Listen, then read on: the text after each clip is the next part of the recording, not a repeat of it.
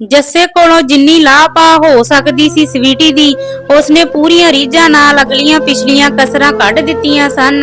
ਉਦਾਂ ਭਾਵੇਂ ਜੱਸੇ ਹੋਰੀ ਤੇ ਭਾਨੇ ਹੋਰੀ ਦੋਵੇਂ ਟੱਬਰ ਹੀ ਰਾਣੇ ਦੇ ਘਰ ਹੋਰ ਅੱਜ ਦਾ ਦਿਨ ਰੁਕ ਵੀ ਜਾਂਦੇ, ਪਰ ਇਸ ਕਲਾ ਕਲੇਸ਼ ਤੋਂ ਬਾਅਦ ਦੋਵੇਂ ਧਿਰਾਂ ਹੀ ਝੱਟ ਹੀ ਅੱਗੜ ਪਿਛੜ ਆਪੋ ਆਪਣੇ ਘਰਾਂ ਨੂੰ ਚਲੇ ਗਏ। ਉਧਰ ਉਹਨਾਂ ਦੇ ਜਾਣ ਤੋਂ ਬਾਅਦ ਰਾਣੇ ਦੀ ਮਾਂ ਆਪਣੇ ਪੇਕਿਆਂ ਵਾਲਿਆਂ ਨਾਲ ਗੱਲ ਕਰਦਿਆਂ ਇਸ ਗੱਲ ਦਾ ਸ਼ੁਕਰ ਕਰ ਰਹੀ ਸੀ ਕਿ ਇਹ ਸਭ ਕੁਝ ਵਿਆਹ ਤੋਂ ਬਾਅਦ ਹੀ ਵਾਪਰਿਆ ਸੀ। ਨਵੀਂ ਵਹੁਟੀ ਲਵਲੀਨ ਲਈ ਵੀ ਇਹ ਬਿਲਕੁਲ ਵੱਖਰਾ ਮਾਹੌਲ ਸੀ। ਉਹ ਵਿਚਾਰੀ ਨੂੰ ਅੱਧੀਆਂ ਗੱਲਾਂ ਦੀ ਸਮਝ ਵੀ ਨਹੀਂ ਸੀ ਲੱਗੀ, ਕਿਉਂਕਿ ਇੱਕ ਤਾਂ ਰਿਸ਼ਤੇਦਾਰੀ ਨਵੀਂ ਹੋਣ ਕਰਕੇ ਨਾ ਉਸ ਨੂੰ ਜੱਸੇ ਦੇ ਅੜੀਅਲ ਤੇ ਜਿੱਦੀ ਸੁਭਾਅ ਦਾ ਪਤਾ ਸੀ, ਤੇ ਨਾ ਹੀ ਆਪਣੀ ਜਠਾਣੀ ਸਵੀਟੀ ਦੇ ਹਿਸਾਬ ਕਿਤਾਬ। ਦੂਜੇ ਪਾਸੇ ਉਸ ਦੀ ਉਮਰ ਵੀ ਮਸਾਂ 19-20 ਸਾਲ ਦੀ ਸੀ, ਮਤਲਬ ਕਿ ਇੰਨੀ ਸਮਝ ਨਹੀਂ ਸੀ ਕਿ ਸਹੀ ਗਲਤ ਦਾ ਨਿਤਾਰਾ ਕਰ ਸਕੇ। ਬਸ ਇੰਨਾ ਜ਼ਰੂਰ ਸੀ ਕਿ ਉਸ ਨੂੰ ਜੱਸੇ ਦੇ ਖੜਾਕ ਦਾ ਪਤਾ ਲੱਗ ਗਿਆ ਕਿ ਇਹ ਬੰਦਾ ਕਿਸੇ ਦਾ ਲਿਹਾਜ਼ ਨਹੀਂ ਕਰ ਸਕਦਾ। ਜਿਹੜੇ ਇਹਦੇ ਅੜੀਕੇ ਆ ਗਿਆ ਇਹਨੇ ਬੁੜਕਾ ਕੇ ਹੀ ਸੁੱਟਣਾ ਏ। ਇਸ ਕਾਂਡ ਤੋਂ ਬਾਅਦ ਜੱਸੇ ਨੇ 2 ਮਹੀਨੇ ਦੀਸ਼ ਕੌਰ ਤੇ ਮਹਿੰਦੀ ਨੂੰ ਵੀ ਆਪਣੇ ਨਾਨਕੇ ਨਾ ਜਾਣ ਦਿੱਤਾ। ਫਿਰ ਉਹ ਜੱਸੇ ਤੋਂ ਚੋਰੀ ਹੀ ਜਾਣ ਲੱਗ ਪਈਆਂ ਸਨ, ਪਰ ਲਵੀ ਉੱਤੇ ਜੱਸੇ ਨੇ ਪੂਰੀ ਪਾਬੰਦੀ ਲਾਈ ਹੋਈ ਸੀ ਕਿ ਉਸ ਕੋਲੋਂ ਸਵੀਟੀ ਦਾ ਨੰਬਰ ਵਗੈਰਾ ਵੀ ਬਲੌਕ ਕਰਵਾ ਦਿੱਤਾ ਸੀ। ਸਗੋਂ ਜੱਸਾ ਤੇ ਲਵੀ ਹਰ ਹਫਤੇ ਇੱਕ ਫੇਰਾ ਰਾਣੇ ਹੋਰਾਂ ਦੇ ਘਰ ਜ਼ਰੂਰ ਲਾ ਆਉਂਦੇ, ਇੱਥੇ ਤੱਕ ਕਿ ਅੰਮ੍ਰਿਤਸਰ ਸ਼ਾਪਿੰਗ ਮਾਲ ਵਿੱਚ ਵੀ ਜਾ ਕੇ ਉਹਨਾਂ ਨਾਲ ਫਿਲਮਾਂ ਵੀ ਵੇਖ ਆਉਂਦੇ ਤੇ ਘੁਮਾ ਫੇਰ ਕੇ ਵੀ ਲਿਆਉਂਦੇ। ਇਹ ਸਾਰੀਆਂ ਖਬਰਾਂ ਜਾਣ ਬੁੱਝ ਕੇ ਭਾਨੇ ਤੇ ਸਵੀਟੀ ਤੱਕ ਪਹੁੰਚਾਉਂਦੇ। ਇਸ ਘੁੰਮਣ ਫਿਰਨ ਜਾਣ ਕਾਰਨ ਲਵਲੀਨ ਤੇ ਰਾਣੇ ਦੀ ਜੱਸੇ ਹੋਰਾਂ ਦੋਵਾਂ ਜੀਆਂ ਨਾਲ ਬੜੀ ਵਧੀਆ ਬੌਂਡਿੰਗ ਬਣ ਗਈ ਸੀ। ਲਵਲੀਨ ਨੂੰ ਇਹ ਵੀ ਪਤਾ ਲੱਗ ਗਿਆ ਸੀ ਕਿ ਜੱਸਾ ਬਾਹਰੋਂ ਭਾਵੇਂ ਨਾਰੀਅਲ ਵਾਂਗੂ ਪੂਰਾ ਸਖਤ ਸੀ, ਪਰ ਅੰਦਰੋਂ ਉਸ ਦਾ ਸੁਭਾਅ ਬਿਲਕੁਲ ਹੀ ਗਿਰੀ ਤਰ੍ਹਾਂ ਨਰਮ ਤੇ ਸਵੀਟ ਸੀ। ਉਹ ਤਾਂ ਜੱਸੇ ਨੂੰ ਆਪਣਾ ਵੱਡਾ ਭਰਾ ਹੀ ਮੰਨਣ ਲੱਗ ਪਈ ਸੀ ਤੇ ਜੱਸਾ ਵੀ ਉਸ ਨੂੰ ਛੋਟੀ ਭੈਣ ਹੀ ਸਮਝਦਾ ਸੀ। ਪਰ ਲਵਲੀਨ ਦੇ ਕਹਿਣ ਉੱਤੇ ਵੀ ਜੱਸੇ ਨੇ ਲਵੀ ਨੂੰ ਸਵੀਟੀ ਨਾਲ ਫੋਨ ਤੇ ਗੱਲ ਨਹੀਂ ਸੀ ਕਰਨ ਦਿੱਤੀ। ਸਮਾਂ ਆਪਣੀ ਚਾਲੇ ਚੱਲਦਾ ਜਾ ਰਿਹਾ ਸੀ ਤੇ ਰਾਣੇ ਦੇ ਵਿਆਹ ਨੂੰ ਸਾਲ ਤੋਂ ਉੱਤੇ ਦਾ ਸਮਾਂ ਹੋ ਗਿਆ ਸੀ। ਲਵੀ ਇਸ ਸਮੇਂ ਦੌਰਾਨ ਜੱਸੇ ਨੂੰ ਕਈ ਵਾਰ ਜੁਗਰਾਜ ਦੇ ਨਾਂ ਤੇ ਬਲੈਕਮੇਲ ਕਰ ਚੁੱਕੀ ਸੀ ਕਿ ਉਸ ਵਿਚਾਰੇ ਛੋਟੇ ਬੱਚੇ ਦਾ ਕੀ ਕਸੂਰ ਆ, ਘੱਟੋ ਘੱਟ ਉਸ ਨੂੰ ਮਿਲਣ ਬਹਾਨੇ ਹੀ ਨਾਨਕੇ ਜਾ ਆਈਏ। ਜੱਸਾ ਸੱਚਮੁੱਚ ਹੀ ਜੁਗਰਾਜ ਨੂੰ ਬੜਾ ਪਿਆਰ ਕਰਦਾ ਸੀ। ਵੈਸੇ ਵੀ ਲਵੀ ਨੂੰ ਜੁਗਰਾਜ ਪਹਿਲੇ ਦਿਨ ਤੋਂ ਹੀ ਵੱਡੀ ਮੰਮੀ ਕਹਿੰਦਾ ਸੀ, ਇਸ ਲਈ ਲਵੀ ਵੀ ਉਸ ਦਾ ਬੜਾ ਮੋਹ ਕਰਦੀ ਸੀ। ਜਿਸ ਦਿਨ ਉਸ ਦਾ ਜਨਮ ਦਿਨ ਸੀ, ਉਸ ਦਿਨ ਮਹਿੰਦੀ ਤੇ ਦੀਸ਼ ਕੌਰ ਦੇ ਨਾਲ ਲਵੀ ਨੇ ਰੋ ਕੇ ਵੀ ਜੱਸੇ ਨੂੰ ਮਨਾਉਣ ਦੀ ਕੋਸ਼ਿਸ਼ ਕੀਤੀ ਕਿ ਉਹ ਸਾਰਾ ਟੱਬਰ ਪਹਿਲਾਂ ਵਾਂਗ ਹੀ ਜੁਗਰਾਜ ਲਈ ਕੇਕ ਵਗੈਰਾ ਲੈ ਕੇ ਜਾਣ, ਪਰ ਜੱਸਾ ਇਸ ਗੱਲ ਤੇ ਅੜਿਆ ਹੋਇਆ ਸੀ ਕਿ ਉਸ ਦੀ ਗਲਤੀ ਕੋਈ ਹੈ ਹੀ ਨਹੀਂ ਸੀ। ਉਸ ਦਿਨ ਜੋ ਕੁਝ ਵੀ ਹੋਇਆ ਫਿਰ ਉਹ ਕਿਉਂ ਝੁਕੇ। ਪਹਿਲਾਂ ਸਵੀਟੀ ਆਪਣੀ ਗਲਤੀ ਮੰਨੇ ਤਾਂ ਹੀ ਉਹ ਉਸ ਦੇ ਮੱਥੇ ਲੱਗੇਗਾ। ਇਸ ਲਈ ਮਜਬੂਰੀ ਵਿੱਚ ਮਹਿੰਦੀ ਤੇ ਦੀਸ਼ ਕੌਰ ਕੱਲਿਆਂ ਨੂੰ ਹੀ ਜੁਗਰਾਜ ਦੇ ਜਨਮ ਦਿਨ ਵਾਲੇ ਦਿਨ ਨਾਨਕੇ ਜਾਣਾ ਪਿਆ। ਬਹੁਤ ਥੋੜੇ ਰਿਸ਼ਤੇ ਅਜਿਹੇ ਹੁੰਦੇ ਨੇ ਜਿਨ੍ਹਾਂ ਤੋਂ ਬਹੁਤੀ ਦੇਰ ਪਾਸਾ ਨਹੀਂ ਵਟਿਆ ਜਾ ਸਕਦਾ, ਭਾਵੇਂ ਉਹ ਦਾਦਕਿਆਂ ਵੱਲੋਂ ਹੋਣ ਤੇ ਭਾਵੇਂ ਨਾਨਕਿਆਂ ਵੱਲੋਂ। ਖਾਸ ਕਰ ਜਿਨ੍ਹਾਂ ਦੇ ਹੱਥਾਂ ਵਿੱਚ ਬੰਦੇ ਦਾ ਬਚਪਨ ਬੀਤਿਆ ਹੋਵੇ। ਨਾਨਾ ਨਾਨੀ, ਦਾਦਾ ਦਾਦੀ, ਮਾਮੇ ਜਾਂ ਚਾਚੇ, ਮਾਸੀ ਜਾਂ ਭੂਆ ਵਗੈਰੇ ਰਿਸ਼ਤੇ ਇਸ ਸ਼੍ਰੇਣੀ ਵਿੱਚ ਹੀ ਆਉਂਦੇ ਹਨ। ਕਿਤੇ ਨਾ ਕਿਤੇ ਜੱਸੇ ਨੂੰ ਵੀ ਇਹ ਫੀਲ ਹੋਣ ਲੱਗ ਪਿਆ ਸੀ ਕਿ ਉਹ ਸਵੀਟੀ ਦੀਆਂ ਗਲਤੀਆਂ ਦੀ ਸਜ਼ਾ ਬਿਨਾਂ ਵਜ੍ਹਾ ਆਪਣੇ ਵੱਡੇ ਮਾਮਾ ਜੀ ਤੇ ਨਾਨੀ ਜੀ ਨੂੰ ਦੇ ਰਿਹਾ ਏ। ਇਸ ਲਈ ਉਹ ਵੀ ਹੁਣ ਕੋਈ ਨਾ ਕੋਈ ਬਹਾਨਾ ਲੱਭ ਰਿਹਾ ਸੀ ਕਿ ਕਿਸੇ ਬਹਾਨੇ ਆਪਣੇ ਨਾਨਕੇ ਜਾ ਸਕੇ ਤੇ ਉਹਨਾਂ ਨੂੰ ਮਿਲ ਸਕੇ। ਕੁਦਰਤੀ ਜੱਸੇ ਦੇ ਮਾਮਾ ਬਿਮਾਰ ਹੋ ਗਿਆ ਤੇ ਉਹ ਡਿਊਟੀ ਤੇ ਸੀ। ਜਦੋਂ ਉਸ ਨੂੰ ਭਾਨੇ ਦਾ ਫੋਨ ਤੇ ਕਾਲ ਆਈ, ਉਸਨੇ ਫੋਨ ਝੱਟ ਰਿਸੀਵ ਕਰ ਲਿਆ। ਮਾਮੀ ਜੀ ਨੇ ਦੱਸਿਆ ਕਿ ਉਸਦੇ ਮਾਮੇ ਦੀ ਸਿਹਤ ਬਹੁਤ ਖਰਾਬ ਹੋ ਗਈ ਇੱਕਦਮ, ਤੇ ਡਾਕਟਰ ਕਹਿੰਦੇ ਕਿ ਅੰਮ੍ਰਿਤਸਰ ਸ਼ਹਿਰ ਦੇ ਕਿਸੇ ਹਸਪਤਾਲ ਵਿੱਚ ਵਿਖਾ ਕੇ ਲਿਆਓ। ਜੱਸੇ ਨੇ ਉਸੇ ਵੇਲੇ ਆਪਣੀ ਮਾਮੀ ਨੂੰ ਕਿਹਾ ਕਿ ਮੈਂ ਆ ਗਿਆ ਅੱਧੇ ਘੰਟੇ ਵਿੱਚ ਹੀ। ਜੱਸੇ ਤੇ ਲਵੀ ਨੇ ਉਸੇ ਵੇਲੇ ਦਫ਼ਤਰ ਤੋਂ ਛੁੱਟੀ ਲਈ ਅਤੇ ਆਪਣੇ ਘਰ ਪਹੁੰਚ ਕੇ ਮਹਿੰਦੀ ਤੇ ਆਪਣੀ ਮੰਮੀ ਨੂੰ ਨਾਲ ਲੈ ਕੇ ਨਾਨਕੇ ਪਹੁੰਚ ਗਿਆ। ਮਹਿੰਦੀ ਤੇ ਲਵੀ ਨਾਨਕੇ ਘਰ ਹੀ ਰੁਕ ਗਈਆਂ। ਜੱਸਾ, ਦੀਸ਼ ਕੌਰ, ਭਾਨਾ, ਮਾਮਾ, ਮਾਮੀ ਇਹ 5 ਜਾਣੇ ਜੱਸੇ ਵਾਲੀ ਗੱਡੀ ਵਿੱਚ ਅੰਮ੍ਰਿਤਸਰ ਜਾ ਪਹੁੰਚੇ। ਜਿੱਥੇ ਮਾਮਾ ਜੀ ਦੇ ਕਈ ਟੈਸਟ ਵਗੈਰਾ ਕਰਵਾਏ ਗਏ। ਰੱਬ ਦਾ ਸ਼ੁਕਰ ਸੀ ਕਿ ਡਾਕਟਰ ਨੇ ਸਾਰੀਆਂ ਰਿਪੋਰਟਾਂ ਵੇਖ ਕੇ ਬਿਨਾਂ ਐਡਮਿਟ ਕੀਤੇ ਹੀ ਦਵਾਈ ਵਗੈਰਾ ਦੇ ਕੇ ਗੁਰਜੰਟ ਸਿੰਘ ਨੂੰ ਘਰ ਨੂੰ ਤੋਰ ਦਿੱਤਾ। ਨਾਨਕੇ ਘਰ ਵਾਪਸ ਪਹੁੰਚਦੇ ਤਾਂ ਜੱਸੇ ਨੇ ਸਵੀਟੀ ਨੂੰ ਬਿਲਕੁਲ ਨਾਰਮਲ ਹੋ ਕੇ ਬੁਲਾਇਆ, ਜਿਸ ਨੂੰ ਵੇਖ ਕੇ ਮਾਮਾ ਮਾਮੀ ਦੇ ਨਾਲ-ਨਾਲ ਨਾਨੀ ਪ੍ਰਸੰਨ ਕੌਰ ਵੀ ਪੂਰੀ ਖੁਸ਼ ਸੀ। ਜੱਸੇ ਨੇ ਸਾਫ਼-ਸਾਫ਼ ਕਹਿ ਦਿੱਤਾ ਕਿ ਜੋ ਵੀ ਪਿੱਛੇ ਹੋ ਗਿਆ ਉਹ ਅੱਗੇ ਤੋਂ ਕਦੀ ਵੀ ਦੁਬਾਰਾ ਦੁਹਰਾਇਆ ਨਹੀਂ ਜਾਵੇਗਾ। ਸਭ ਕੁਝ ਨਾਰਮਲ ਹੋਣ ਵਿੱਚ ਇੱਕ ਹੋਰ ਵਧੀਆ ਕੰਮ ਨੇ ਬੜਾ ਵੱਡਾ ਯੋਗਦਾਨ ਪਾਇਆ। ਰਾਣੇ ਦੇ ਘਰ ਮੁੰਡੇ ਨੇ ਜਨਮ ਲਿਆ ਤਾਂ ਤਿੰਨੇ ਪਰਿਵਾਰ ਇਸ ਖੁਸ਼ੀ ਨੂੰ ਮਨਾਉਣ ਲਈ ਫਿਰ ਤੋਂ ਇੱਕ ਡੋਰ ਵਿੱਚ ਵੱਜ ਗਏ ਤੇ ਆਪਸੀ ਰਿਸ਼ਤੇ ਫਿਰ ਤੋਂ ਪਹਿਲਾਂ ਵਾਂਗ ਹੀ ਇੱਕ ਦੂਜੇ ਨਾਲ ਸਾਂਝਾ ਪਾਉਣ ਲੱਗੇ। ਹੁਣ ਤਿੰਨੇ ਦਰਾਣੀਆਂ ਜਠਾਣੀਆਂ ਲਵੀ, ਲਵਲੀਨ ਤੇ ਸਵੀਟੀ ਵਾਰੋ-ਵਾਰੀ ਇੱਕ ਦੂਜੇ ਕੋਲ ਆਉਣ ਜਾਣ ਲੱਗ ਪਈਆਂ ਸਨ।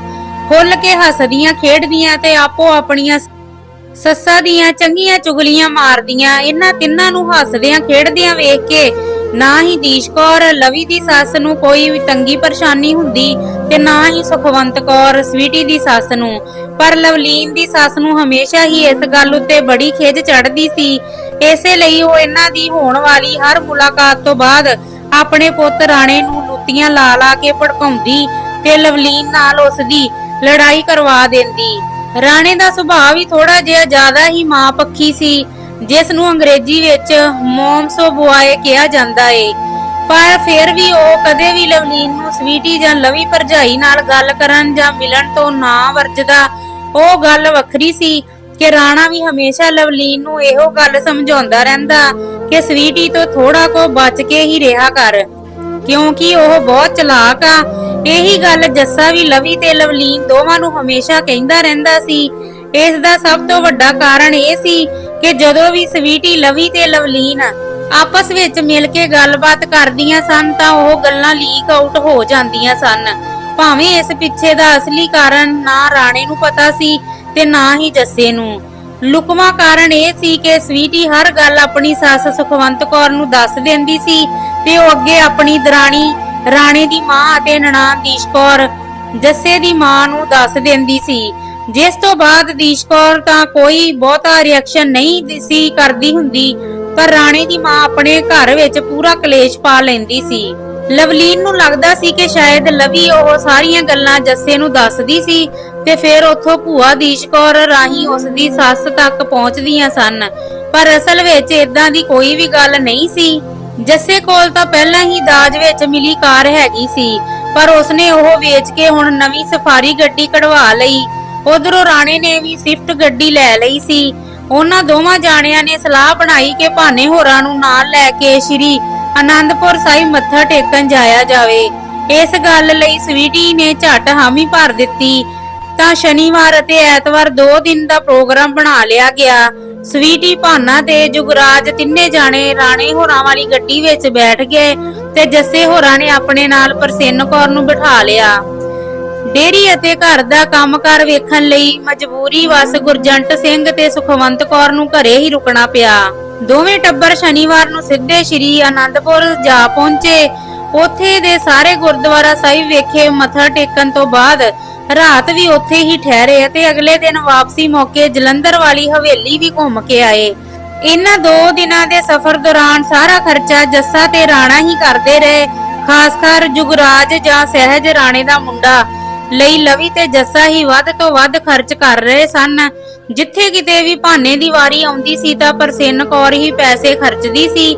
ਇਸ ਬਾਰੇ ਬਾਕੀ ਤਾਂ ਕਿਸੇ ਨੇ ਵੀ ਵਿਚਾਰਿਆ ਨਾ, ਪਰ ਇਸ ਗੱਲ ਨੂੰ ਸਵੀਟੀ ਨੇ ਬੜੀ ਗਹਿਰਾਈ ਨਾਲ ਸੋਚਿਆ। ਉਸ ਨੂੰ ਇਹ ਗੱਲ ਅੰਦਰੋਂ ਅੰਦਰੀ ਹੀ ਦਿਨਾਂ ਤੱਕ ਵੱਡ-ਵੱਡ ਖਾਂਦੀ ਰਹੀ ਕਿ ਉਸ ਦਾ ਘਰ ਵਾਲਾ ਭਾਨਾ ਕਿਉਂ ਨਹੀਂ ਕੋਈ ਕਮਾਈ ਕਰਦਾ, ਕਿਉਂ ਉਹਨਾਂ ਕੋਲ ਜੱਸੇ ਜਾਂ ਰਾਣੇ ਵਾਂਗ ਆਪਣੀ ਗੱਡੀ ਨਹੀਂ ਹੈ। ਇਹੋ ਜੀਆਂ ਗੱਲਾਂ ਸੋਚ-ਸੋਚ ਕੇ ਉਸ ਦਾ ਆਪਣਾ ਦਿਮਾਗ ਤਾਂ ਖਰਾਬ ਹੋਇਆ ਹੀ। ਉਸਨੇ ਭਾਨੇ ਦੇ ਦਿਮਾਗ ਵਿੱਚ ਵੀ ਕਈ ਤਰ੍ਹਾਂ ਦੇ ਫਤੂਰ ਭਰ ਦਿੱਤੇ, ਜਿਸ ਕਾਰਨ ਹੁਣ ਘਰ ਵਿੱਚ ਹਰ ਰੋਜ਼ ਇਸੇ ਗੱਲ ਨੂੰ ਲੈ ਕੇ ਕਲਾ ਕਲੇਸ਼ ਹੋਣ ਲੱਗ ਪਿਆ ਕਿ ਭਾਨੇ ਨੂੰ ਵੀ ਕੋਈ ਕੰਮ ਧੰਦਾ ਖੋਲ ਕੇ ਦਿੱਤਾ ਜਾਵੇ ਤਾਂ ਕਿ ਉਹ ਵੀ ਆਪਣੇ ਪੈਰਾਂ ਸਿਰ ਹੋ ਸਕੇ। ਕਿਸੇ ਵੀ ਕੰਮ ਲਈ ਜਦੋਂ ਪੈਸਿਆਂ ਦੀ ਲੋੜ ਪੈਂਦੀ ਸੀ ਤਾਂ ਭਾਨੇ ਨੂੰ ਆਪਣੇ ਪਿਓ ਜਾਂ ਦਾਦੀ ਅੱਗੇ ਹੱਥ ਅੱਡਣਾ ਪੈਂਦਾ ਸੀ। ਜਦੋਂ ਕਿ ਸਵੀਟੀ ਨੇ ਆਪਣੀਆਂ ਅੱਖਾਂ ਸਾਹਮਣੇ ਜੱਸੇ ਤੇ ਰਾਣੇ ਨੂੰ ਖੁਦ ਆਪਣੀ ਮਰਜ਼ੀ ਨਾਲ ਖਰਚਾ ਕਰਦਿਆਂ ਕਈ ਵਾਰੀ ਵੇਖਿਆ ਸੀ। ਅਸੀਂ ਕਦੋਂ ਇੰਨੇ ਜੋਗੇ ਹੋਵਾਂਗੇ ਕਿ ਆਪਣੇ ਪੈਸਿਆਂ ਨਾਲ ਕਿਤੇ ਘੁੰਮਣ ਫਿਰਨ ਜਾ ਸਕਾਂਗੇ? ਜਦੋਂ ਸਾਡੇ ਕੋਲ ਆਪਣੀ ਗੱਡੀ ਹੋਵੇਗੀ ਜਿਸ ਵਿੱਚ ਬੈਠ ਅਸੀਂ ਵੀ ਸਾਰਾ ਟੱਬਰ ਕਿਸੇ ਮਾਲ ਵਿੱਚ ਜਾ ਕੇ ਫਿਲਮ ਦੇਖਾਂਗੇ। ਇਹੋ ਜਿਹੇ ਕਈ ਸਵਾਲ ਸਵੀਟੀ ਵਾਰ-ਵਾਰ ਭਾਨੇ ਨੂੰ ਪੁੱਛਦੀ ਰਹਿੰਦੀ ਤੇ ਉਸਦਾ ਸਾਰਾ ਪਾਰਾ ਚੜਾਉਂਦੀ ਰਹਿੰਦੀ। ਗੁਰਜੰਟ ਸਿੰਘ ਨੂੰ ਹਰ ਵੇਲੇ ਇਸੇ ਗੱਲ ਦੀ ਟੈਨਸ਼ਨ ਹੀ ਲੱਗੀ ਰਹਿੰਦੀ ਸੀ ਤੇ ਉਸਦੀ ਸਿਹਤ ਦਿਨੋਂ ਦਿਨ ਡਿੱਗਦੀ ਜਾ ਰਹੀ ਸੀ। ਉਹ ਕਈ ਤਰ੍ਹਾਂ ਦੀਆਂ ਸਕੀਮਾਂ ਬਣਾਉਂਦਾ ਰਹਿੰਦਾ ਕਿ ਭਾਨੇ ਲਈ ਕੋਈ ਬਿਜ਼ਨਸ ਜਾਂ ਕੋਈ ਦੁਕਾਨ ਹੀ ਖੋਲ ਦੇਵੇ। ਅਚਾਨਕ ਪਿੰਡ ਵਿੱਚ ਇੱਕ ਪ੍ਰਾਈਵੇਟ ਕੰਪਨੀ ਵਾਲਿਆਂ ਨੇ ਡੇਅਰੀ ਖੋਲਣ ਵੱਲੋਂ ਪੁੱਛਗਿੱਛ ਕਰਨੀ ਸ਼ੁਰੂ ਕੀਤੀ ਤਾਂ ਪਿੰਡ ਦੇ ਬੱਸ ਅੱਡੇ ਉੱਤੇ ਗੁਰਜੰਟ ਸਿੰਘ ਦੀਆਂ ਦੁਕਾਨਾਂ ਬਾਰੇ ਪਤਾ ਕਰਨ ਲਈ ਕਈ ਬੰਦੇ ਘਰ ਪਹੁੰਚ ਕਰਨ ਲੱਗੇ। ਕਿਸੇ ਸਿਆਣੇ ਯਾਰ ਬੇਲੀ ਨੇ ਉਸ ਨੂੰ ਸਲਾਹ ਦਿੱਤੀ ਕਿ ਉਹ ਖੁਦ ਭਾਨੇ ਨੂੰ ਹੀ ਉਹਨਾਂ ਦੁਕਾਨਾਂ ਵਿੱਚ ਉਸ ਪ੍ਰਾਈਵੇਟ ਕੰਪਨੀ ਦੀ ਡੇਅਰੀ ਖੋਲ ਦੇਵੇ। ਕੰਪਨੀ ਕੋਲੋਂ ਪਤਾ ਕੀਤਾ ਤਾਂ 2 ਲੱਖ ਦਾ ਖਰਚਾ ਸੀ। ਬਾਕੀ ਸਾਰਾ ਸਮਾਨ, ਕੰਪਿਊਟਰ ਸਿਸਟਮ, ਕਈ ਤਰ੍ਹਾਂ ਦੀਆਂ ਮਸ਼ੀਨਾਂ ਵਗੈਰਾ, ਜਨਰੇਟਰ ਆਦਿ ਕੰਪਨੀ ਨੇ ਆਪਣੇ ਕੋਲੋਂ ਦੁਕਾਨ ਵਿੱਚ ਖੁਦ ਫਿੱਟ ਕਰਕੇ ਦੇਣਾ ਸੀ।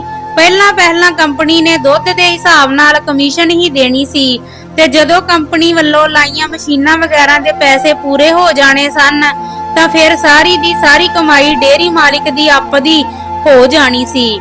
ਕੁਝ ਪੈਸੇ ਗੁਰਜੰਟ ਸਿੰਘ ਨੇ ਆਪਣੀ ਰਿਟਾਇਰਮੈਂਟ ਵੇਲੇ ਦੇ ਸਿਰਫ ਭਾਨੇ ਨੂੰ ਕੋਈ ਕੰਮ ਖੋਲ ਕੇ ਦੇਣ ਲਈ ਹੀ ਸਾਂਭੇ ਹੋਏ ਸਨ। ਥੋੜੇ ਬਹੁਤ ਹਰ ਵਾਰ ਦੀ ਤਰ੍ਹਾਂ ਭਾਨੇ ਦੀ ਦਾਦੀ ਪ੍ਰਸੰਨ ਕੌਰ ਨੇ ਆਪਣੇ ਕੋਲੋਂ ਦਿੱਤੇ ਤੇ ਭਾਨੇ ਦੇ ਨਾਮ ਉੱਤੇ ਡੇਅਰੀ ਖੋਲ ਦਿੱਤੀ ਗਈ।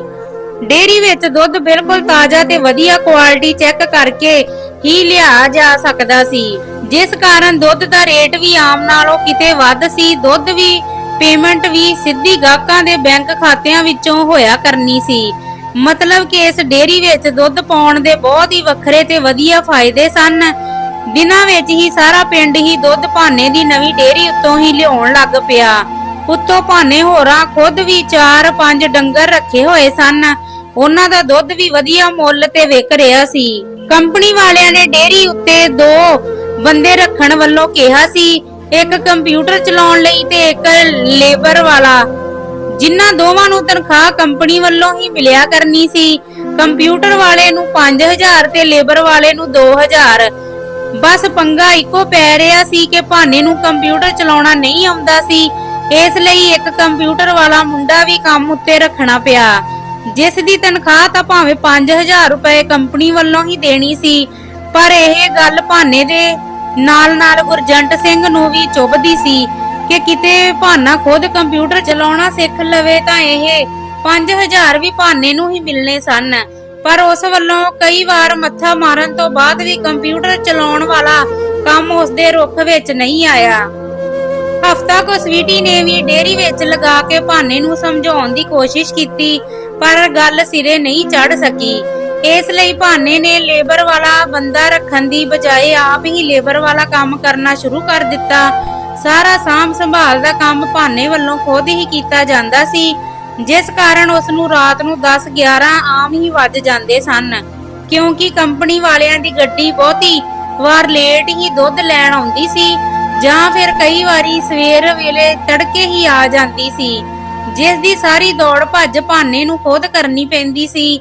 ਇਸ ਤਰ੍ਹਾਂ ਖੁਦ ਭੱਜ ਦੌੜ ਕਰਕੇ ਉਹ ਕੰਪਨੀ ਕੋਲੋਂ ਲੇਬਰ ਦੇ ਕੰਮ ਵਾਲੇ ਮਿਲਣ ਵਾਲੇ 2000 ਰੁਪਏ ਬਚਾ ਕੇ ਆਪ ਹੀ ਲੈ ਲੈਂਦਾ ਸੀ। ਡੇਅਰੀ ਦਾ ਕੰਮ ਪੂਰੀ ਤਰ੍ਹਾਂ ਕਾਮਯਾਬ ਹੋਣ ਦੇ ਬਾਵਜੂਦ ਵੀ ਕੰਪਨੀ ਵੱਲੋਂ ਭਾਨੇ ਨੂੰ ਕਮਿਸ਼ਨ ਦੇ ਤੌਰ ਉੱਤੇ ਬਹੁਤ ਹੀ ਘੱਟ ਪੈਸੇ ਮਿਲਦੇ ਸਨ, ਪਰ ਕੰਮ ਦਾ ਬੋਝ ਬਹੁਤ ਹੀ ਜ਼ਿਆਦਾ ਹੋਣ ਕਾਰਨ ਗੁਰਜੰਟ ਸਿੰਘ ਤੇ ਦਾਦੀ ਪ੍ਰਸੰਨ ਕੌਰ ਨੂੰ ਵੀ ਉਸ ਦੇ ਨਾਲ ਹੀ ਕਈ ਵਾਰ ਡੇਅਰੀ ਉੱਤੇ ਉਸ ਦੇ ਕੋਲ ਹੀ ਰਹਿਣਾ ਪੈਂਦਾ।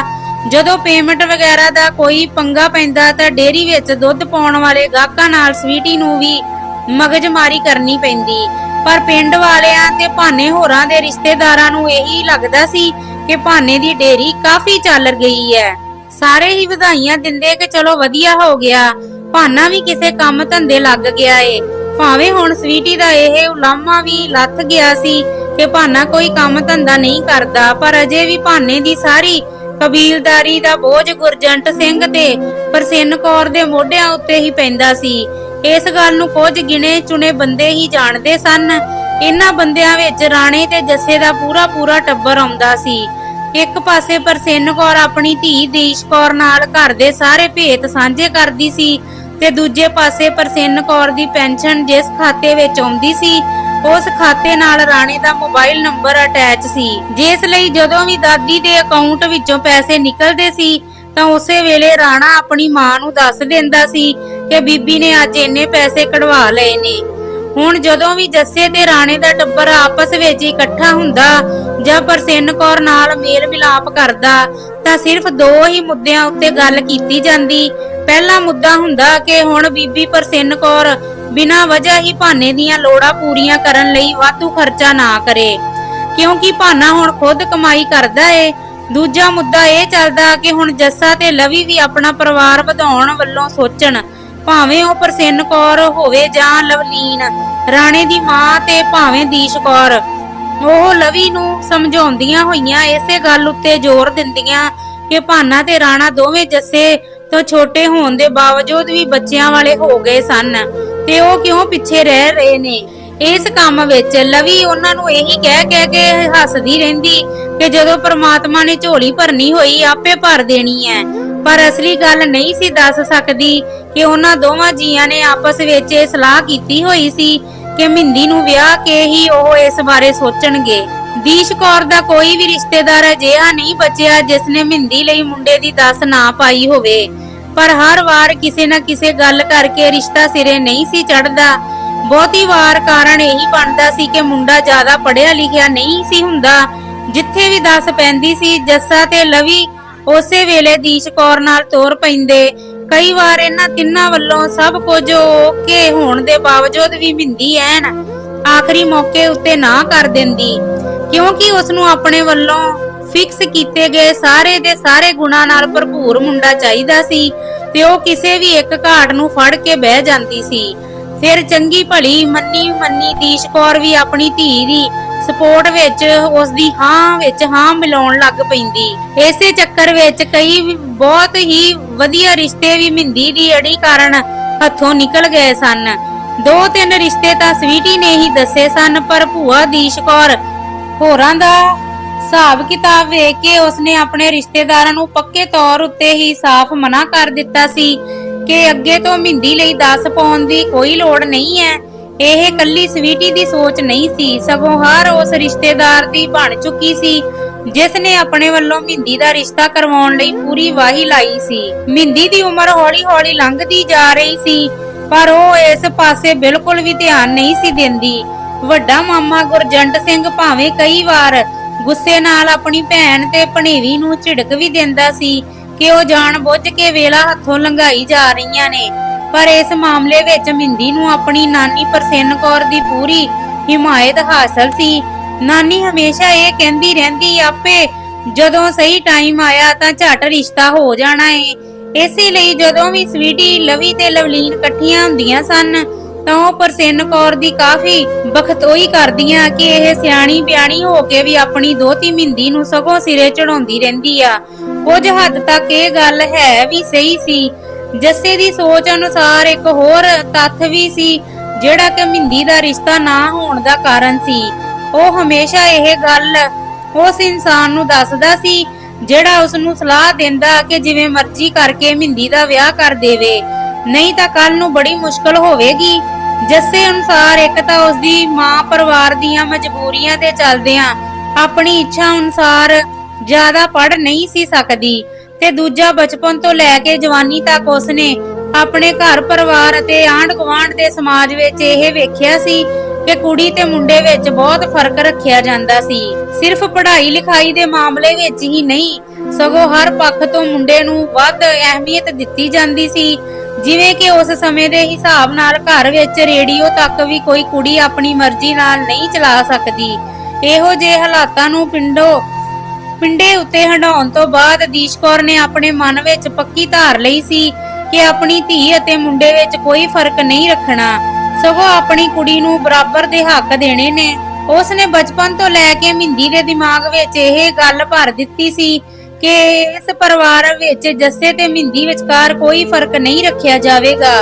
ਉਸਨੇ ਦੋਵੇਂ ਭੈਣ ਭਰਾਵਾਂ ਨੂੰ ਪੜ੍ਹਾਈ ਲਿਖਾਈ ਤੋਂ ਲੈ ਕੇ ਹਰ ਸੁੱਖ ਸੁਵਿਧਾ ਬਰਾਬਰ ਦੀ ਹੀ ਦਿੱਤੀ ਸੀ। ਇਸੇ ਚੱਕਰ ਵਿੱਚ ਦੀਸ਼ ਕੌਰ ਆਪਣੀ ਧੀ ਨੂੰ ਇਹ ਸਮਝਾਉਣਾ ਭੁੱਲ ਗਈ ਕਿ ਕੁੜੀ ਜਿੰਨਾ ਮਰਜ਼ੀ ਪੜ੍ਹ ਲਿਖ ਜਾਵੇ, ਸਿੱਖ ਧਰਮ ਵਿੱਚ ਇਸਤਰੀ ਲਈ ਗ੍ਰਹਿਸਥੀ ਜੀਵਨ ਅਪਣਾਉਣਾ ਬਹੁਤ ਹੀ ਅਹਿਮ ਹੈ। ਇਸ ਦਾ ਸਭ ਤੋਂ ਮਾੜਾ ਪ੍ਰਭਾਵ ਇਹ ਪਿਆ ਸੀ ਕਿ ਮਹਿੰਦੀ ਨੇ ਆਪਣੇ ਹਿਸਾਬ ਨਾਲ ਹੀ ਆਪਣੇ ਜੀਵਨ ਸਾਥੀ ਵਿੱਚ 15-16 ਗੁਣ ਹੋਣ ਦੀ ਸ਼ਰਤ ਰੱਖ ਲਈ ਸੀ, ਜਿਹੜੀ ਕਿ ਕਦੇ ਵੀ ਪੂਰੀ ਨਹੀਂ ਸੀ ਹੁੰਦੀ, ਕਿਉਂਕਿ ਇਸ ਦੁਨੀਆ ਵਿੱਚ ਸਰਬ ਕਲਾ ਸੰਪੂਰਨ ਤਾਂ ਸਿਰਫ ਇੱਕ ਪਰਮਾਤਮਾ ਹੀ ਹੋ ਸਕਦਾ ਹੈ।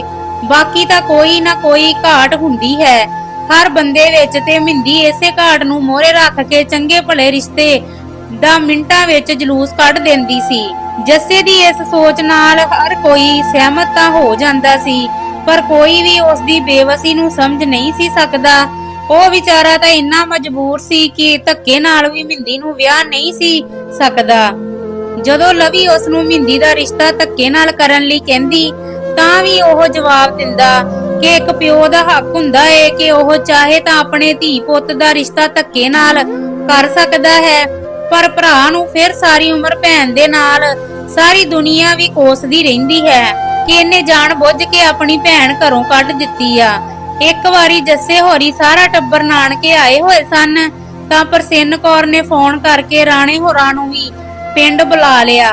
ਫਿਰ ਉਸਨੇ ਆਪਣੀ ਔਲਾਦ ਦੇ ਤਿੰਨਾਂ ਪਰਿਵਾਰਾਂ ਦੀਸ਼ ਕੌਰ, ਗੁਰਜੰਟ ਸਿੰਘ ਅਤੇ ਰਘਬੀਰ ਸਿੰਘ ਦੇ ਸਾਹਮਣੇ ਹੀ ਦੀਸ਼ ਕੌਰ ਨੂੰ ਮਹਿੰਦੀ ਦੇ ਵਿਆਹ ਲਈ 1 ਲੱਖ ਕੈਸ਼ ਦੇ ਦਿੱਤਾ ਤੇ ਕਿਹਾ ਕਿ ਕੱਲ ਨੂੰ ਮੈਂ ਰਹਾ ਜਾਂ ਨਾ ਰਹਾ, ਇਹ ਪੈਸੇ ਮੇਰੇ ਵੱਲੋਂ ਮੇਰੀ ਦੋਤੀ ਦੇ ਵਿਆਹ ਉੱਤੇ ਲਗਾ ਦਿੱਤੇ ਜਾਣ।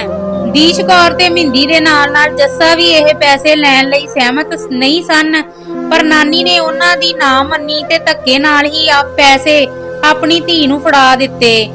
ਇਹ ਵੇਖ ਕੇ ਗੁਰਜੰਟ ਤੇ ਭਾਨਾ ਦੋਵੇਂ ਪਿਓ ਪੁੱਤ ਅੰਦਰੋਂ ਅੰਦਰੀ ਵਿਸ ਘੋਲ ਰਹੇ ਸਨ, ਪਰ ਫਿਰ ਵੀ ਉਹਨਾਂ ਨੇ ਉਸੇ ਵੇਲੇ ਚੁੱਪ ਹੀ ਬਣਾਈ ਰੱਖੀ।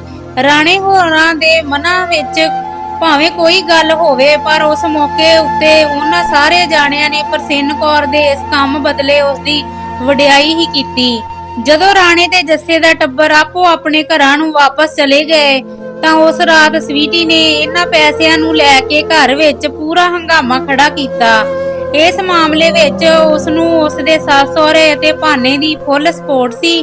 ਫਿਰ ਵੀ ਪ੍ਰਸੰਨ ਕੌਰ ਕੱਲੀ ਹੀ ਉਹਨਾਂ ਸਾਰਿਆਂ ਨਾਲ ਪੂਰਾ ਆਡਾ ਲੈ ਰਹੀ ਸੀ। ਜਦੋਂ ਮਹਿੰਦੀ ਦਾ ਵਿਆਹ ਹੁੰਦਾ, ਉਦੋਂ ਭਾਵੇਂ ਲੱਖ ਦੀ ਥਾਂ ਉੱਤੇ 2 ਲੱਖ ਲਾ ਦਿੰਦੀ, ਅਸੀਂ ਕਿਹੜਾ ਮਨਾ ਕਰਨਾ ਸੀ, ਪਰ ਏਦਾਂ ਸਾਂਝੇ ਖਾਤੇ ਵਿੱਚੋਂ ਬਿਨਾਂ ਕਿਸੇ ਸਲਾਹ ਕੀਤੇ ਹੀ ਲੱਖ ਰੁਪਈਆ ਫੜਾ ਦਿੱਤਾ ਏ। ਸਵੀਟੀ ਦੇ ਮੂੰਹੋਂ ਨਿਕਲੇ ਬੋਲਾਂ ਤੋਂ ਹੀ ਉਸਦੇ ਅੰਦਰਲਾ ਸਾੜ ਮਹਿਸੂਸ ਕੀਤਾ ਜਾ ਸਕਦਾ ਸੀ। ਨੀ ਕਿਹੜੇ ਤੇਰੇ ਪਿਓ ਵਾਲੇ ਸਾਂਝੇ ਖਾਤੇ ਦੀ ਗੱਲ ਕਰ ਰਹੀ ਐ? ਮੈਂ ਕਿਸੇ ਦੀ ਕਮਾਈ ਚੋਂ ਨਹੀਂ ਦਿੱਤਾ ਆਪਣੀ ਧੀ ਨੂੰ। ਮੇਰੇ ਖਸਮ ਦੀ ਕਮਾਈ ਉੱਤੇ ਜਿੰਨਾ ਹੱਕ ਮੇਰੇ ਪੁੱਤਾਂ ਦਾ ਏ ਨਾ, ਓਨਾ ਹੀ ਮੇਰੀ ਧੀ ਦਾ ਵੀ ਹੈ, ਸਮਝੀ? ਪ੍ਰਸੰਨ ਕੌਰ ਨੇ ਪੈਂਦੀ ਸੱਟੇ ਹੀ ਸਵੀਟੀ ਦੇ ਪੇਕਿਆਂ ਵੱਲ ਨੂੰ ਬੰਦੂਕ ਖੋਲ ਦਿੱਤੀ ਸੀ। ਗੱਲ ਤਾਂ ਮੈਂ ਕਰ ਰਹੀ ਆ ਤੇਰੇ ਨਾਲ, ਮੇਰੇ ਪਿਓ ਨੂੰ ਬੋਲਣ ਦਾ ਕੀ ਮਤਲਬ ਹੋਇਆ ਭਲਾ? ਰਹੀ ਗੱਲ ਇਸ ਘਰ ਵਿੱਚ ਹੱਕ ਦੀ, ਤਾਂ ਹੁਣ ਭਾਨੇ ਦੇ ਨਾਲ ਨਾਲ ਮੇਰਾ ਵੀ ਬਰਾਬਰ ਦਾ ਹੱਕ ਹੈ ਇਸ ਘਰ ਵਿੱਚ। ਜੇ ਖਾਣਾ ਪੀਣਾ ਸਾਡੇ ਹੱਥੋਂ ਆ ਤੇ ਫਿਰ ਫੈਸਲੇ ਵੀ ਸਾਡੇ ਮੁਤਾਬਕ ਹੀ ਹੋਣਗੇ ਇਸ ਘਰ ਵਿੱਚ। ਸਵੀਟੀ ਆਪਣੇ ਪਿਓ ਦਾ ਨਾਂ ਸੁਣ ਕੇ ਭੜਕ ਗਈ ਸੀ। ਬੀਬੀ ਬਿਲਕੁਲ ਸਹੀ ਕਹਿ ਰਹੀ ਆ ਸਵੀਟੀ, ਪੁੱਤ ਲਈ ਤਾਂ ਤੇਰੇ ਕੋਲੋਂ 1 ਰੁਪਈਆ ਨਹੀਂ ਨਿਕਲਦਾ ਕਦੇ। ਦੋਤੀ ਨੂੰ ਝੱਟ ਲੱਖ ਫੜਾ ਦਿੱਤਾ ਏ ਕੱਢ ਕੇ। ਗੁਰਜੰਟ ਸਿੰਘ ਨੇ ਆਪਣੇ ਵੱਲੋਂ ਆਪਣੀ ਨੂੰਹ ਦੀ ਹਾਮੀ ਭਰਦਿਆਂ ਕਿਹਾ, ਟਕਿਆ ਰਹਿ, ਆਇਆ ਵੱਡਾ ਨੂੰਹ ਆਪਣੀ ਦੀ ਹਮਾਇਤੀ, ਕਿੱਥੇ ਨਹੀਂ ਤੇਰੀ ਬਾਹੀ ਫੜੀ ਮੈਂ। ਜਿੱਥੇ ਵੀ ਲੋੜ ਪਈ ਆ ਤੇਰੇ ਮੰਗਣ ਤੋਂ ਪਹਿਲਾਂ ਮੈਂ ਪੈਸੇ ਫੜਾਏ ਆ ਤੈਨੂੰ, ਦਾਦੀ ਨੇ ਹਰਕ ਨਾਲ ਕਿਹਾ। ਇੱਕ ਵਾਰ ਸਲਾਹ ਤਾਂ ਕਰ ਲੈਂਦੀ ਸਾਡੇ ਨਾਲ ਇਸ ਬਾਰੇ ਬੀਬੀ, ਅਸੀਂ ਕਿਹੜਾ ਤੈਨੂੰ ਰੋਕਣਾ ਸੀ, ਭਾਨੇ ਨੇ ਅੱਖਾਂ ਕੱਢਦਿਆਂ ਕਿਹਾ। ਜਦੋਂ ਤੇਰੀ ਹਰ ਮੰਗ ਮੈਂ ਬਿਨਾਂ ਤੇਰੇ ਬੋਲੇ ਹੀ ਪੂਰੀ ਕਰਦੀ ਹਾਂ ਪੁੱਤ ਮੇਰਿਆ, ਜੇ ਉਦੋਂ ਮੈਨੂੰ ਕਿਸੇ ਦੀ ਸਲਾਹ ਲੈਣ ਦੀ ਲੋੜ ਨਹੀਂ ਪੈਂਦੀ ਤਾਂ ਹੁਣ ਫਿਰ ਕਿਉਂ ਮੰਗਾ ਕਿਸੇ ਤੋਂ? ਜਿਵੇਂ ਦਾ ਤੂੰ ਹੈ ਮੇਰੇ ਲਈ, ਉਵੇਂ ਹੀ ਰਾਣਾ, ਮਹਿੰਦੀ ਤੇ ਜੱਸਾ ਵੀ ਨੇ, ਪਰ ਉਹਨਾਂ ਨੇ ਕਦੇ ਅੱਜ ਤੱਕ ਨਹੀਂ ਰੋਕਿਆ ਮੈਨੂੰ ਤੇਰੇ ਲਈ ਪੈਸੇ ਖਰਚਣ ਵੇਲੇ। ਫਿਰ ਤੂੰ ਕਿਉਂ ਏਦਾਂ ਕਹਿ ਰਿਹਾ ਏ? ਪ੍ਰਸੰਨ ਕੌਰ ਨੇ ਭਾਨੇ ਨੂੰ ਪਿਆਰ ਨਾਲ ਸਮਝਾਉਣ ਦੀ ਕੋਸ਼ਿਸ਼ ਕੀਤੀ। ਸਾਡੇ ਲਈ ਨਾ ਸਹੀ, ਪਰ ਆਪਣੇ ਲਈ ਤਾਂ ਸਾਂਭ ਕੇ ਰੱਖ ਪੈਸੇ। ਰੱਬ ਨਾ ਕਰੇ ਕੱਲ ਨੂੰ ਬਿਮਾਰ ਸ਼ਮਾਰ ਹੋ ਗਈ ਤਾਂ ਤੇਰੇ ਕੰਮ ਆਉਣਗੇ। ਅੱਗੇ ਕਿਹੜਾ ਸਾਨੂੰ ਪਤਾ ਨਹੀਂ ਕਿ ਕੀ ਦਿੰਦੀ ਐ ਆਪਣੀ ਧੀ ਨੂੰ ਓਲੇ ਨਾਲ, ਜਿਹੜਾ ਆ ਸਾਰਿਆਂ ਨੂੰ ਇਕੱਠੇ ਕਰਕੇ ਸਾਹਮਣੇ ਦੇਣ ਵਾਲਾ ਪਖੰਡ ਕੀਤਾ ਈ। ਸੁਖਵੰਤ ਕੌਰ ਭਾਨੇ ਦੀ ਮਾਂ ਦੀ ਅੰਦਰਲੀ ਨੂੰਹ ਨੂੰ ਵੀ ਅੱਜ ਮਸਾਂ ਹੀ ਮੌਕਾ ਮਿਲਿਆ ਸੀ ਸੱਸ ਖਿਲਾਫ ਜ਼ਹਿਰ ਕੱਢਣ ਦਾ, ਤੇ ਉਹ ਇੱਕ ਮੌਕਾ ਹੱਥੋਂ ਛੱਡਣਾ ਨਹੀਂ ਸੀ ਚਾਹੁੰਦੀ। 1 ਘੰਟੇ ਤੋਂ ਵੱਧ ਚੱਲੀ ਇਸ ਜੰਗ ਦੌਰਾਨ ਪ੍ਰਸਿੰਨ ਕੌਰ ਨੇ ਇਕੱਲੀ ਹੋਣ ਦੇ ਬਾਵਜੂਦ ਵੀ ਇੱਟ ਦਾ ਜਵਾਬ ਪੱਥਰ ਨਾਲ ਦਿੰਦਿਆਂ ਹੋਇਆਂ ਆਪਣੇ ਟੱਬਰ ਦਾ ਸਾਹਮਣਾ ਪੂਰੀ ਬਹਾਦਰੀ ਨਾਲ ਕੀਤਾ ਸੀ। ਪਰ ਇਹ ਉਮਰ ਤਾਂ ਤਕਾਜ਼ਾ ਸੀ ਕਿ ਸਾਰੀ ਰਾਤ ਉਹ ਇਹਨਾਂ ਗੱਲਾਂ ਨੂੰ ਲੈ ਕੇ ਸੋਚਦੀ ਰਹੀ ਤੇ ਰੋਟੀ ਤੱਕ ਵੀ ਨਾ ਖਾਧੀ। ਇਸੇ ਚੱਕਰ ਵਿੱਚ ਉਹ ਅਗਲੇ ਦਿਨ ਹੀ ਬਿਮਾਰ ਵੀ ਹੋ ਗਈ। ਪ੍ਰਸਿੰਨ ਕੌਰ ਦੇ ਬਿਮਾਰ ਹੋਣ ਬਾਰੇ ਦੀਸ਼ ਕੌਰ ਤੇ ਮਿੰਦੀ ਨੂੰ ਪਤਾ ਲੱਗਾ ਤਾਂ ਉਹ ਉਸ ਨੂੰ ਆਪਣੇ ਕੋਲ ਪਿੰਡ ਲੈ ਗਈਆਂ। ਉਹਨਾਂ ਉਸ ਦੇ ਸਾਰੇ ਟੈਸਟ ਵਗੈਰਾ ਕਰਵਾ ਕੇ ਪੂਰਾ ਪ੍ਰੋਪਰ ਇਲਾਜ ਕਰਵਾਇਆ। ਕੁਝ ਹੀ ਦਿਨਾਂ ਵਿੱਚ ਪ੍ਰਸਿੰਨ ਕੌਰ ਦੀ ਸਿਹਤ ਚੰਗੀ ਤਰ੍ਹਾਂ ਠੀਕ ਹੋ ਗਈ। ਇਸ ਸਮੇਂ ਦੌਰਾਨ ਲਵੀ ਨੇ ਆਪਣੀ ਨਾਨੀ ਸੱਸ ਦੀ ਬਹੁਤ ਹੀ ਵਧੀਆ ਤਰੀਕੇ ਨਾਲ ਦੇਖਭਾਲ ਕੀਤੀ, ਜਿਵੇਂ ਕਿ ਉਸ ਨੂੰ ਸਮੇਂ ਸਿਰ ਖਾਣ ਪੀਣ ਨੂੰ ਦੇਣਾ, ਸਿਰ ਵਿੱਚ ਤੇਲ ਝੱਸ ਕੇ ਵਾਲਾਂ ਨੂੰ ਵਾਹੁਣਾ, ਪੈਰਾਂ ਦੀ ਮਾਲਿਸ਼ ਕਰਨੀ ਵਗੈਰਾ ਵਗੈਰਾ। ਇੰਨੀ ਸੇਵਾ ਕਰਦਿਆਂ ਵੇਖ ਪ੍ਰਸਿੰਨ ਕੌਰ ਨੇ ਲਵੀ ਨੂੰ ਬੜੀਆਂ ਦੁਆਵਾਂ ਦਿੱਤੀਆਂ। ਜਦੋਂ ਵੀ ਉਸਨੇ ਸਵੀਟੀ ਦੇ ਦਿਲ ਵਿਚਲੀ ਕਾਲਖ ਅਤੇ ਭੈੜੇ ਵਤੀਰੇ ਬਾਰੇ ਗੱਲਾਂ ਕਰਨੀਆਂ ਤਾਂ ਲਵੀ ਨੂੰ ਇਹ ਸਭ ਸੁਣ ਕੇ ਬੁਰਾ ਵੀ ਲੱਗਣਾ, ਪਰ ਨਾਲ-ਨਾਲ ਲਵੀ ਨੂੰ ਇਹ ਵੀ ਪਤਾ ਲੱਗ ਰਿਹਾ ਸੀ ਕਿ ਸਵੀਟੀ ਜਿੰਨਾ ਮਾੜਾ ਨਾਨੀ ਨੂੰ ਦਰਸਾਉਂਦੀ ਸੀ, ਅਸਲ ਵਿੱਚ ਪ੍ਰਸਿੰਨ ਕੌਰ ਬਿਲਕੁਲ ਵੀ ਉਹੋ ਜਿਹੀ ਨਹੀਂ ਸੀ। ਪ੍ਰਸਿੰਨ ਕੌਰ ਨੇ ਉਹਨਾਂ ਦੋਵਾਂ ਲਵੀ ਤੇ ਜੱਸਾ ਜੀਆਂ ਨੂੰ ਵਾਰ-ਵਾਰ ਕਹਿਣਾ ਕਿ ਉਹ ਬਾਬਾ ਬੁੱਢਾ ਸਾਹਿਬ ਜੀ ਦੇ ਗੁਰਦੁਆਰਾ ਸਾਹਿਬ ਜਾਇਆ ਕਰਨ ਤਾਂ ਕਿ ਪਰਮਾਤਮਾ ਉਹਨਾਂ ਦੀ ਝੋਲੀ ਵੀ ਦਾਤ ਪਾ ਦੇਵੇ। ਜੱਸੇ ਹੋਰਾਂ ਨੇ ਉਸ ਦਾ ਕਹਿਣਾ ਮੰਨਦਿਆਂ ਉੱਥੇ ਜਾਣਾ ਸ਼ੁਰੂ ਵੀ ਕਰ ਦਿੱਤਾ ਸੀ। ਮਹੀਨੇ ਤੋਂ ਵੀ ਵੱਧ ਸਮਾਂ ਰਹਿਣ ਤੋਂ ਬਾਅਦ ਪ੍ਰਸਿੰਨ ਕੌਰ ਵਾਪਸ ਆਪਣੇ ਪਿੰਡ ਭਾਨੇ ਹੋਰਾਂ ਕੋਲ ਆ ਗਈ। 2 ਕੁ ਦਿਨਾਂ ਬਾਅਦ ਹੀ ਗੁਰਜੰਟ ਸਿੰਘ ਨੇ ਉਸ ਕੋਲੋਂ ਇਹ ਕਹਿ ਕੇ ਪੈਸੇ ਮੰਗਣੇ ਸ਼ੁਰੂ ਕਰ ਦਿੱਤੇ ਕਿ ਉਸ ਨੂੰ ਕਿਸੇ ਖਾਸ ਕੰਮ ਲਈ ਜ਼ਰੂਰੀ ਚਾਹੀਦੇ ਹਨ। ਮਾਂ ਕੋਲੋਂ ਪੁੱਤ ਕਦੇ ਵੀ ਆਪਣੀ ਤੰਗੀ ਪਰੇਸ਼ਾਨੀ ਲੁਕਾ ਨਹੀਂ ਸਕਦਾ। ਇਸੇ ਲਈ ਪ੍ਰਸਿੰਨ ਕੌਰ ਵੀ ਪੁੱਤ ਦਾ ਚਿਹਰਾ ਸਾਫ਼-ਸਾਫ਼ ਪੜ੍ਹ ਸਕਦੀ ਸੀ ਕਿ ਉਹ ਕਿਸੇ ਵੱਡੀ ਟੈਨਸ਼ਨ ਵਿੱਚ ਫਸਿਆ ਹੋਇਆ ਏ। ਪਰ ਉਸ ਦੇ ਬਹੁਤ ਵਾਰ ਪੁੱਛਣ ਉੱਤੇ ਵੀ ਗੁਰਜੰਟ ਸਿੰਘ ਨੇ ਉਸ ਨੂੰ ਕੁਝ ਨਾ ਦੱਸਿਆ। ਪ੍ਰਸਿੰਨ ਕੌਰ ਨੇ ਹਰ ਵਾਰ ਦੀ ਤਰ੍ਹਾਂ ਇਸ ਵਾਰ ਵੀ ਆਪਣੇ ਪੁੱਤ ਦੀ ਮਦਦ ਕਰਨੀ ਹੀ ਸੀ। ਇਸ ਲਈ ਉਸਨੇ ਦੀਸ਼ ਕੌਰ ਤੇ ਮਿੰਦੀ ਨੂੰ ਫੋਨ ਕਰਕੇ ਅਗਲੇ ਦਿਨ ਆਪਣੇ ਕੋਲ ਆਉਣ ਵੱਲੋਂ ਕਿਹਾ ਤਾਂ ਉਹ ਮਿੰਦੀ ਨਾਲ ਜਾ ਕੇ ਸ਼ਹਿਰੋਂ ਬੈਂਕ ਵਿੱਚੋਂ ਪੈਸੇ ਕਢਵਾ ਕੇ ਗੁਰਜੰਟ ਸਿੰਘ ਨੂੰ ਦੇ ਸਕੇ। ਪਰ ਮਾੜੀ ਕਿਸਮਤ ਨੂੰ ਇੱਕ ਮਾਂ ਦੇ ਕਰਮਾਂ ਵਿੱਚ ਅਜੇ ਹੋਰ ਵੀ ਵੱਡਾ ਦੁੱਖ ਦੇਖਣਾ ਬਾਕੀ ਸੀ। ਉਸੇ ਰਾਤ ਹੀ ਗੁਰਜੰਟ ਸਿੰਘ ਨੂੰ ਸਾਇਲੈਂਟ ਅਟੈਕ ਹੋਇਆ ਤੇ ਉਹ ਕਈ ਗਹਿਰੇ ਰਾਜ ਆਪਣੇ ਸੀਨੇ ਵਿੱਚ ਦਬਾਈ ਇਸ ਜਹਾਨੋਂ ਕੂਚ ਕਰ ਗਿਆ। ਕਿਸੇ ਨੂੰ ਚੇਤਾ ਵੀ ਨਹੀਂ ਸੀ ਕਿ ਰਾਤ ਨੂੰ ਰੋਟੀ ਖਾ ਕੇ ਵਰਾਂਡੇ ਵਿੱਚ ਡੱਠੇ ਡਬਲ ਬੈੱਡ ਉੱਤੇ ਸੁੱਤੇ ਗੁਰਜੰਟ ਸਿੰਘ ਨੇ ਅਗਲੀ ਸਵੇਰ ਉੱਠਣਾ ਹੀ ਨਹੀਂ ਹੈ। ਉਸ ਤੋਂ ਥੋੜੀ ਦੂਰ ਹੀ ਮੰਜੀ ਉੱਤੇ ਸੁੱਤੀ ਮਾਂ ਨਾਲ ਉਹ ਜਾਂਦੀ ਵਾਰ ਇੱਕ ਵਾਰ ਵੀ ਜ਼ੁਬਾਨ ਸਾਂਝੀ ਨਹੀਂ ਸੀ ਕਰਕੇ ਗਿਆ। ਸਵੇਰੇ ਤੜਕੇ ਦੇ 5 ਵਜੇ ਹੀ ਜਦੋਂ ਭਾਨੇ ਦੀ ਮਾਂ ਨੇ ਚਾਹ ਫੜਾਉਣ ਲਈ ਉਸ ਨੂੰ ਉਠਾਇਆ ਤਾਂ ਉਸ ਦੀ ਹਾਲਤ ਵੇਖ ਕੇ ਭਾਨਾ ਝੱਟ ਛਿੰਦੇ ਭਾਨੇ ਦੀ ਭੂਆ ਦਾ ਮੁੰਡਾ ਵੱਲ ਭੱਜ ਗਿਆ। ਛਿੰਦੇ ਨੇ ਕਾਫੀ ਸਮੇਂ ਤੋਂ ਫੋਟੋਗ੍ਰਾਫੀ ਦਾ ਕੰਮ ਛੱਡ ਦਿੱਤਾ ਸੀ ਤੇ ਉਸਨੇ ਹੁਣ ਭਾਨੇ ਹੋਰਾਂ ਦੇ ਪਿੰਡ ਹੀ ਮੈਡੀਕਲ ਸਟੋਰ ਖੋਲ ਲਿਆ ਸੀ। ਛਿੰਦੇ ਨੇ ਆ ਕੇ ਚੈੱਕਅਪ ਵਗੈਰਾ ਕਰਕੇ ਸਿਰ ਫੇਰ ਦਿੱਤਾ। ਘਰ ਵਿੱਚ ਚੀਕ ਚਿਹਾੜਾ ਤਾਂ ਪਹਿਲਾਂ ਹੀ ਪਿਆ ਹੋਇਆ ਸੀ। ਹੁਣ ਪ੍ਰਸਿੰਨ ਕੌਰ, ਸੁਖਵੰਤ ਕੌਰ ਤੇ ਸਵੀਟੀ ਨੇ ਉੱਚੀ ਰੋਣਾ ਪਿੱਟਣਾ ਸ਼ੁਰੂ ਕਰ ਦਿੱਤਾ। 10 ਕੁ ਮਿੰਟਾਂ ਵਿੱਚ ਹੀ ਅੱਧਾ ਪਿੰਡ ਉਹਨਾਂ ਦੇ ਘਰੇ ਪਹੁੰਚ ਗਿਆ ਸੀ। ਸਵੀਟੀ ਤਾਂ 2 ਵਾਰੀ ਗਸ਼ ਖਾ ਕੇ ਡਿੱਗ ਪਈ ਸੀ ਤੇ 2 ਇੰਜੈਕਸ਼ਨ ਲਗਵਾਉਣ ਤੋਂ ਬਾਅਦ ਵੀ ਉਸ ਨੂੰ ਵਾਰ-ਵਾਰ ਦੰਦਲਾਂ ਪੈ ਰਹੀਆਂ ਸਨ। ਜੁਗਰਾਜ ਨਿਆਣੇ ਵਿਚਾਰੇ ਨੂੰ ਸਮਝ ਭਾਵੇਂ ਕੁਝ ਨਹੀਂ ਸੀ ਆ ਰਹੀ, ਪਰ ਉਹ ਵੀ ਸਾਰਿਆਂ ਵੱਲ ਵੇਖ ਕੇ ਰੋਈ ਜਾ ਰਿਹਾ ਸੀ। ਦੀਸ਼ ਕੌਰ ਤੇ ਰਾਣੇ ਹੋਰਾਂ ਨੂੰ ਵੀ ਫੋਨ ਕਰ ਦਿੱਤਾ ਗਿਆ। ਇਹ ਮਾੜੀ ਖਬਰ ਸੁਣ ਕੇ ਭੈਣਾਂ ਦਾ ਤੇ ਬੁਰਾ ਹਾਲ ਹੋਣਾ ਹੀ ਸੀ। ਜੱਸਾ ਤੇ ਮਿੰਦੀ ਵੀ ਰੋ ਕੇ ਕਮਲੇ ਹੋ ਰਹੇ ਸਨ। ਹੁੰਦੇ ਵੀ ਕਿਉਂ ਨਾ, ਦੋਵਾਂ ਦਾ ਬਚਪਨ ਵੱਡੇ ਮਾਮੇ ਦੇ ਹੱਥਾਂ ਵਿੱਚ ਹੀ ਬੀਤਿਆ ਸੀ, ਜਿਹੜੇ ਨਾਨਕੇ ਪਿੰਡ ਦੇ ਰਾਹ ਨੂੰ ਜਾਂਦਿਆਂ ਕਦੇ ਦਿਲ ਵਿੱਚ ਕਈ ਚਾਅ ਤੇ ਰੀਝਾਂ ਹੁੰਦੀਆਂ ਸਨ। ਅੱਜ ਉਸੇ ਸੜਕ ਉੱਤੇ ਗੱਡੀ ਨੂੰ ਚਲਾਉਂਦਾ ਹੋਇਆ ਜੱਸਾ ਹਟਕੋਰੇ ਲੈ ਰੋ ਰਿਹਾ ਸੀ। ਸਿਆਣੇ ਕਹਿੰਦੇ ਨੇ ਕਿ 2 ਵਾਰੀ ਮਾਮਾ ਕਹੀਏ ਤੇ ਮਾਮਾ ਬਣਦਾ ਏ। ਨਾਲ ਵਾਲੀ ਸੀਟ ਉੱਤੇ ਬੈਠੀ ਲਵੀ ਵੀ ਅੱਖਾਂ ਵਿੱਚ ਹੰਝੂ ਭਰੀ ਪਰਸੇਨ ਕੌਰ ਬਾਰੇ ਸੋਚ ਰਹੀ ਸੀ, ਜਿਸ ਨੇ ਪਹਿਲਾਂ ਛੋਟਾ ਪੁੱਤ ਹੱਥੀ ਤੋਰਿਆ, ਫਿਰ ਜਵਾਈ ਤੇ ਹੁਣ ਵੱਡਾ ਪੁੱਤ। ਵਿਚਾਰੀ ਪਤਾ ਨਹੀਂ ਕੀ ਕਿਸਮਤ ਲਿਖਾ ਕੇ ਲਿਆਈ ਸੀ। ਇਸ ਕਹਾਣੀ ਦਾ ਅਗਲਾ ਭਾਗ ਤੁਹਾਡੇ ਲਈ ਕੱਲ ਨੂੰ ਪੇਸ਼ ਕੀਤਾ ਜਾਵੇਗਾ। ਕਿਰਪਾ ਕਰਕੇ ਸਾਡੇ ਚੈਨਲ ਨੂੰ ਸਬਸਕ੍ਰਾਈਬ ਜ਼ਰੂਰ ਕਰ ਲਵੋ ਅਤੇ ਵੀਡੀਓ ਨੂੰ ਲਾਈਕ ਅਤੇ ਸ਼ੇਅਰ ਕਰ ਦਿਵੋ ਅਤੇ ਇੱਕ ਵਧੀਆ ਜਿਹਾ ਕਮੈਂਟ ਕਰਕੇ ਜ਼ਰੂਰ ਦੱਸੋ ਇਹ ਕਹਾਣੀ ਤੁਹਾਨੂੰ ਕਿਸ ਤਰ੍ਹਾਂ ਦੀ ਲੱਗੀ। ਤੁਹਾਡਾ ਕੀਮਤੀ ਸਮਾਂ ਦੇਣ ਲਈ ਬਹੁਤ ਬਹੁਤ ਧੰਨਵਾਦ।